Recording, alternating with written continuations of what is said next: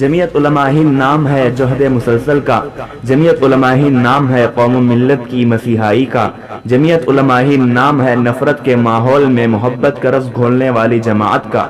امیر الہند حضرت مولانا سید ارشد مدنی صاحب صدر جمعیت علماء ہند کی فکروں سے جمعیت علماء ہند نے حالیہ دور میں وہ عظیم الشان کارہائے نما انجام دی ہیں جس کو تاریخ کے اوراق میں درج کیا جائے گا۔ یہاں اس کی تفصیلی خدمات کا موقع نہیں ہے، آج آپ کی خدمت میں جمعیت کی خدمت کی ایک جھلک پیش کیا جا رہا ہے۔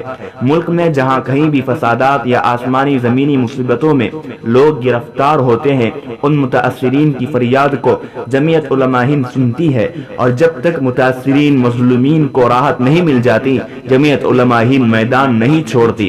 آپ کو یاد ہوگا مظفر نگر کا وہ دل کو دہلا دینے والا فساد اور فساد متاثرین کے وہ دردناک مناظر جہاں اپنوں کو کھونا پڑا تھا، اپنا مکان چھوڑ کر کھلے آسمان کے نیچے زندگی گزارنے پر مجبور ہونا پڑا تھا۔ جمعیت علماء ہند روز اول سے ان مظلوموں کے ساتھ کھڑی رہی۔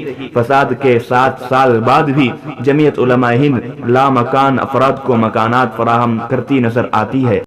یہ بات اکتوبر 2021 کی ہے کہ جب فسادیوں نے اس تریپورہ میں فساد بھڑکا کر مسلمانوں کو ہر قسم کا نقصان پہنچایا تھا، جانی مالی نقصان کے ساتھ مساجد کو بھی نظر آتش کیا گیا تھا۔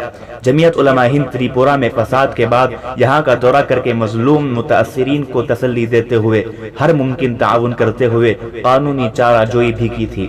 فساد کے بعد 5 ماہ بعد اب تریپورہ کے اچارہ علاقے میں نظر آتش کی گئی مسجد کی اثر نو تعمیر کرتے ہوئے اس کا افتتاح مولانا مفتی سید معصوم ثاقب صاحب جنرل سیکریٹری جمعیت علماء ہند کی ہاتھوں عمل میں آیا۔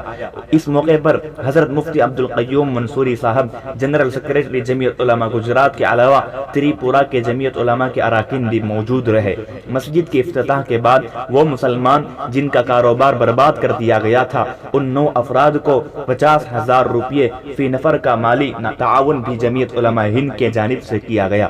اس موقع پر حاضرین سے خطاب کرتے ہوئے مفتی معصوم ثاقب صاحب نے تسلی دی اور سب کو مل جل کر باہمی محبت سے رہنے کا پیغام دیا، اور یہ کہا کہ جمعیت علماء ہند کے صدر حضرت مولانا سید ارشد مدنی صاحب دامت برکاتہم ہمارے لیے اللہ کی بہت بڑی نعمت ہیں، جو ہمیشہ ہندوستانی قوم کے لیے فکر مند رہتے ہیں۔ انہی کی فکروں کا یہ نتیجہ ہے جہاں کہیں ہندوستانی کسی بھی قسم کے مصیبت سے پریشان ہوتا ہے تو حضرت اس کی پریشانی کو دور کرنے کی ہر ممکن کوشش فرماتے ہیں۔ شر سے اس کی حفاظت فرمائے۔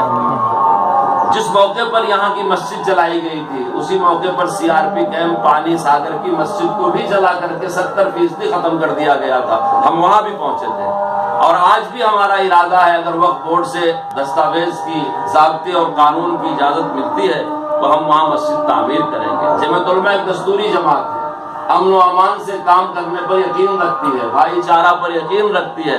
جہاں جہاں جو ضرورت ہے ہم کو جس طرح اجازت ملتی جائے گی ہم انشاءاللہ وہاں مسجدیں تعمیر کرتے جائیں گے۔